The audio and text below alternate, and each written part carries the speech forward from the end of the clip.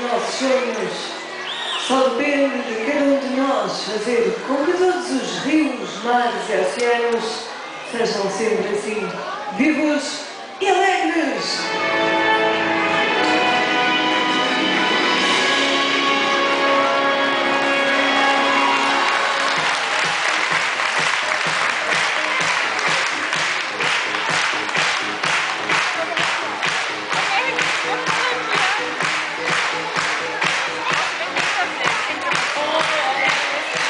Podemos gostar de ficar sensibilizados para a conservação da natureza. Lembre-se que cada um de nós der o seu pequeno contributo, o mundo certamente será melhor.